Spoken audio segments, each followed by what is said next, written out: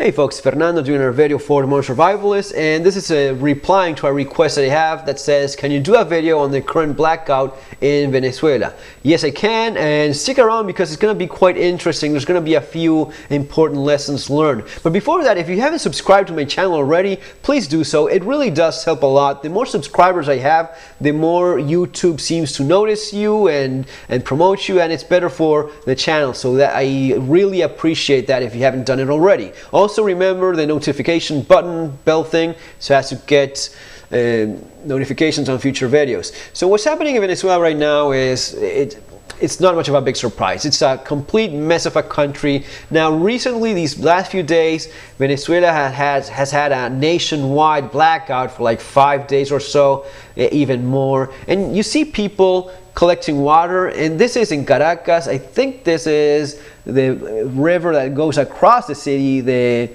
widest river. This is actually sewer water mixed with a stream. This is obviously polluted water, not safe to drink, but these people have nothing. They're just surviving day by day. Now notice all these folks lying around. They have nothing to do in the middle of the day. They have no jobs. They have nothing. They're just surviving on the handouts that the socialist government, that many of these actually voted for, so they are partially to blame for that as well. Let's keep it real, be honest, because that's also part of the reality they are dealing with. They're living on the handouts that the government gives them just to survive. I think that the average wage or the minimum wage for like 80% of the population in Venezuela is about $5 a month. So $5 a month is what these people need to survive. At least that's what the Venezuelan government thinks. And prices are fixed to that fake rate, right? But it's one reality that the government believes in, and there's also the real one, the black market one, where things cost a freaking fortune. And you have to understand, Venezuela is a country that has 1,000,000% inflation. 1,000,000% inflation means that the currency is worth nothing. You are stuck in a country where the economy has completely collapsed. These piles of paper are worth nothing. You need these much bolívares as to buy it, and this is actually old. Now it's like 2-3 times as much of a pile of useless paper. Probably these bills are not worth anything anymore. Maybe they have something else. And this is the pile you need for toilet paper. You could literally have that toilet paper in your wallet, and it's going to be worth more than that money. Just think about that for a second. And it's quite amazing because, well, yeah, these last few days have gotten quite a bit of notice because of the blackout, because of the lack of water. And sure, without water, you're not going to be living much. You need water to survive. But it's a vicious cycle. These guys are going to be drinking that crappy, polluted water. They're going to be getting sick. They're going to be going to the socialist hospital that doesn't actually exist, and they're going to be ending up dying because of that. So it's a self-fulfilling prophecy that you end up in this cycle of that you cannot escape. They're just collecting water any way they can. And then of course there's been quite a bit of rioting and looting as you'd expect. Many of these things remind me a little bit of Buenos Aires back in the days, and even not that long ago, still pretty much of a complicated situation in Argentina. Never got this bad as a nationwide collapse of people drinking water out of the sewers. But yeah, looting is something that we saw a lot of, and I saw a lot of that myself, and it's not fun. But and these are things that I've also talked about before, the biological behavior of the government, to a point where they kind of let the smaller cities fall a little bit or a lot, but they focus most of their resources, manpower, especially when it comes to police force, they focus on keeping somewhat the capital safer while everything else falls apart.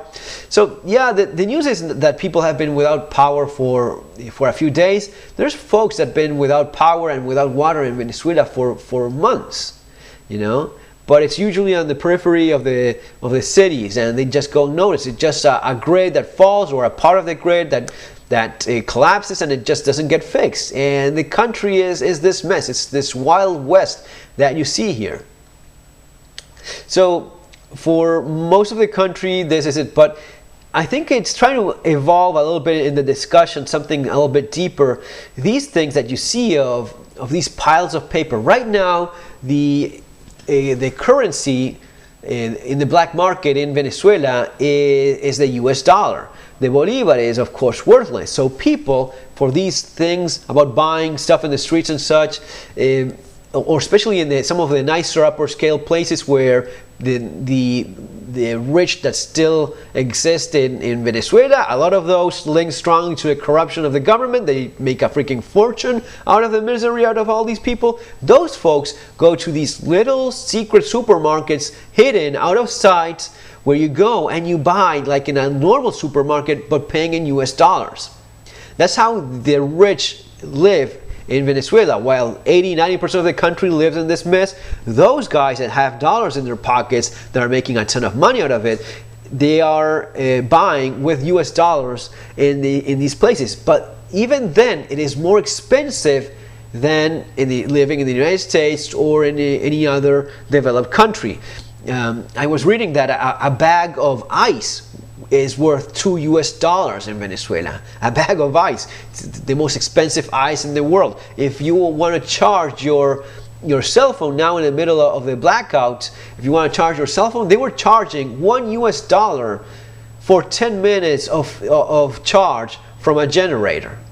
Right? So that's the kind of crazy that goes on in a country that has collapsed like Venezuela. And they're showing some of the grid that has blown up, and they're blaming, of course, the United States for it, because they're saying this is happening not because they are completely useless socialists, but because evil America is just trying to bring them down.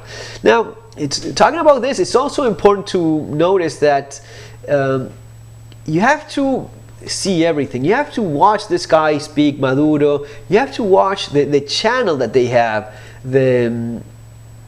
I think it's called Telesur. And there you see their version of things. They explain that everyone is against them, that America is against them, that things are really not that bad, that they have excuses and explanations for everything. But sometimes you have to see how the enemy thinks as to understand what they're up to. So that's quite interesting too. And you're probably thinking, why this is I see you asking this. Why don't they start growing food themselves? And this guy is suggesting just that. He says that they are gonna be. This is from the Maduro crowd, the kind of people that he has on the streets. And these folks are saying that they're gonna be starting to grow food so as to supplement the diet that everyone else is lacking. This is from 2016. The reality is you cannot expect to feed a population by telling them start growing food in your backyard. That's not how you fix things. That's not how you fix a completely collapsed economy. But this is what he's suggesting. This is what Maduro is suggesting himself. This fucker here, this is Nicolás Maduro, and he's telling people that they should do what he does because he's now in his farm. This is Maduro's farm. And he has chickens, and he's saying that everyone else should have chickens like him. And that's him and his wife and his chickens and his farm, Yeah, because he doesn't have millions of dollars hitting in a council. Oh, no, he's surviving thanks to the chickens. Well, and it's incredible how detached he is from the world. Saying that to people that are making $5 a month, how could you possibly have a setup like this when you're not making enough money to buy a single chicken yourself? If after a month of labor you cannot afford a chicken, how is it that you're gonna be putting up these cages, the infrastructure, everything this guy has clearly going on? This is years worth of labor for those people. But that's the detachment. Why is it okay? So why is it that people are not surviving on their own? Because it's very hard to do so. It's very hard to have a farm or a piece of land where you're producing enough calories so as to make it. It's one thing to supplement a diet with a few eggs, a few vegetables that you grow, but it's completely different to survive on that alone. The amount of calories you need, you actually have to, you need a full-blown farm for a family of 4 to sustain itself with what it grows. And with the economic conditions that they have right now in Venezuela, 80% of the population cannot do this, okay? It's also not realistic for even a civilized country. You cannot just destroy the economy and expect everyone to start growing their own food all of a sudden when you have, millions of people to feed. That's not how it works. But that's the excuse people like this come up with. Finally, trying to give it another turn of, understanding the deeper sense.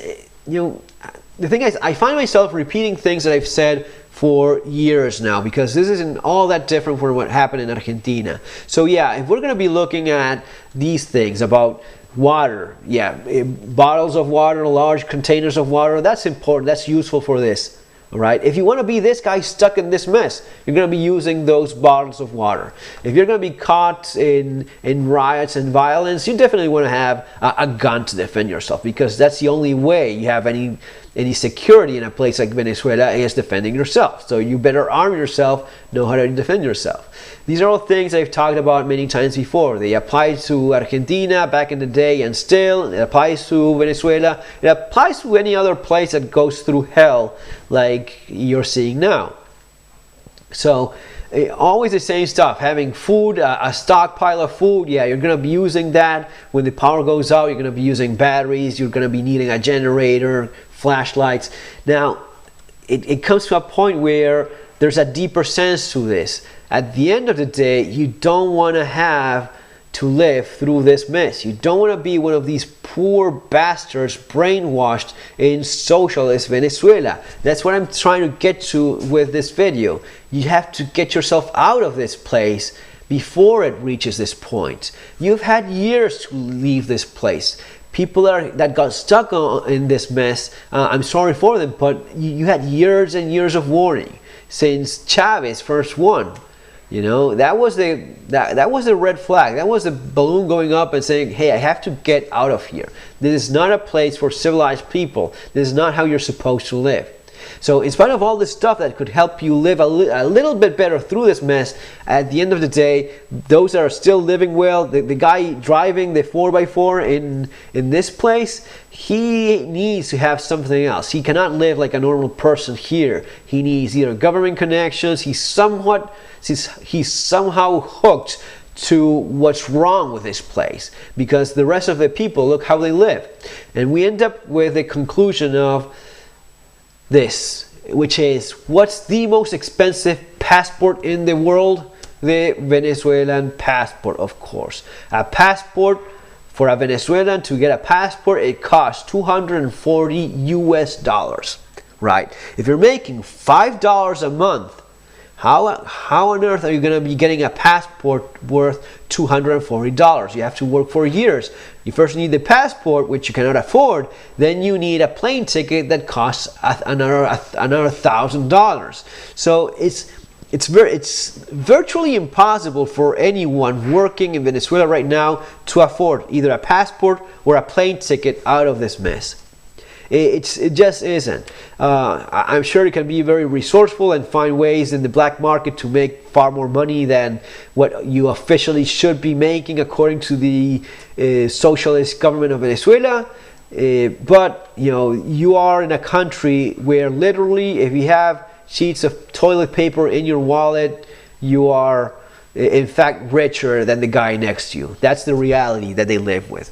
Folks, just some food for thought and get the brain going on different scenarios and how things would play out. I think this is very telling on how little a fiat currency is actually worth. How in Venezuela, even the US dollar is suffering of its own vulnerability of being a fiat currency at the end of the day, where people would rather have a chicken than $10, than $20, That's simply the way it is. Guys, take care. Remember to subscribe as I suggested. See you on our next video. Have a great day.